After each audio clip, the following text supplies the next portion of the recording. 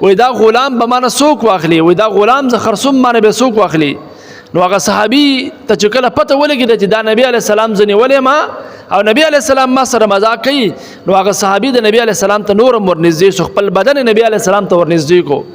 او بیا نبی علیه السلام چې کله आवाज وکړو چې دا صحابي به زمانه څوک واخلي نو هغه صحابي نبی علیه السلام ته وای ما که څوک واخلي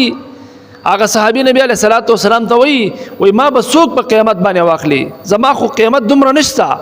نو نبی علیه السلام ورته وای ستا د الله په نسبت باندې ډیر لوی قیامت دی